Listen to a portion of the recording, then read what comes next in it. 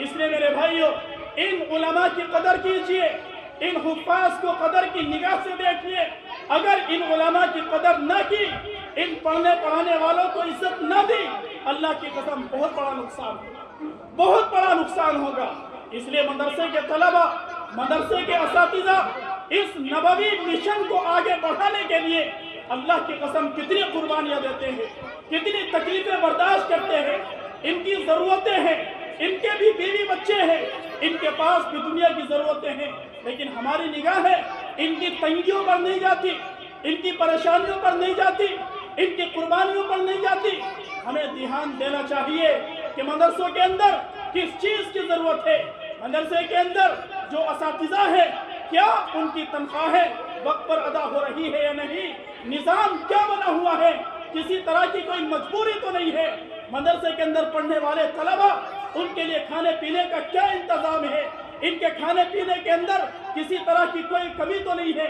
अल्लाह का शुक्र है हमारे बहुत सारे मुसलमानों के अंदर, बस्ती के अंदर ऐसे लोग मौजूद हैं जो उलमा का ख्याल करते हैं, मदरसे के तलबा का ख्याल करते हैं और इन्हें आंखों पर बिठाते हैं, इज्जत की निगाह से देखते हैं।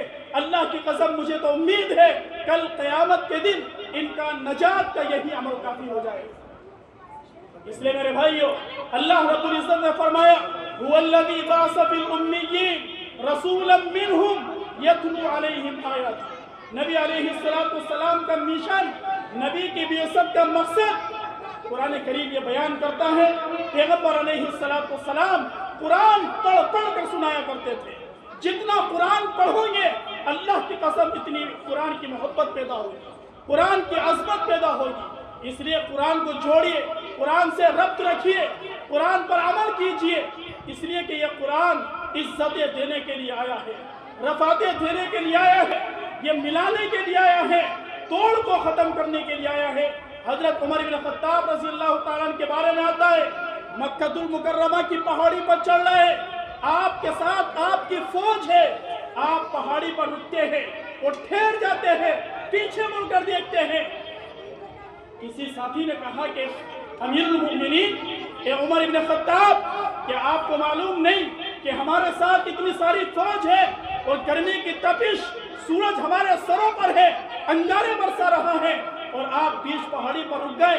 उमर फारूक रज़ियल्लाहु ताला ने कहा, मुझे अपना वो पुराना ज़माना याद आ गया कि जब मैं यहाँ पर अपने ऊँट चराने आया करता था, बकरियों को चराने आया करता था, और जब मैं शाम को वापस जाता तो मेरा वालिद ख़त्ताब कहता था कि उमर तू जिंदगी गुजार कर क्या करेगा, जिंदगी जी कर क्या करेगा, तुझसे तो ऊँट भी चराने नहीं आते, बकरियां भी चराने नहीं आती, जानवरों को खाली पेट भरने आता है, उमर तू जिंदगी गुजार कर क्या करेगा।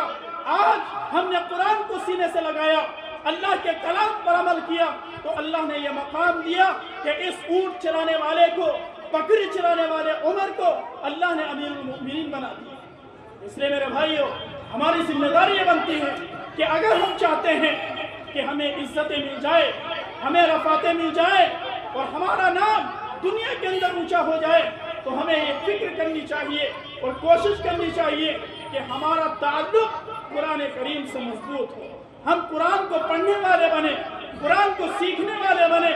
हदीस शरीफ के अंदर तो यहाँ तक आता है, जो शख्स कुरान करीम की सिर्फ एक आयत सीखता है, एक आयत सीखता है, वो उस आदमी से बेहतर है जो 100 रकात नफिल नमाज अदा करता है। इसलिए मेरे भाई कुरान करीम को सीखिए, कुरान को पढ़िए।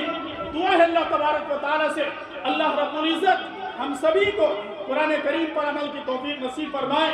बारी ताला इन मदारिस अरबिया की हिफाजत फरमाए, इनकी ज़रूरतों को पूरा फरमाए, हासिदीन के हसद से, बाग़ीज़ीन के बुग़्ज़ से, शरीरों की शरारत से अल्लाह रब्बुल इज्जत मदरसों की हिफाजत फरमाए, मदरसे में पढ़ने वाले बच्चों की, तलबा की, उलमा की हिफाजत फरमाए।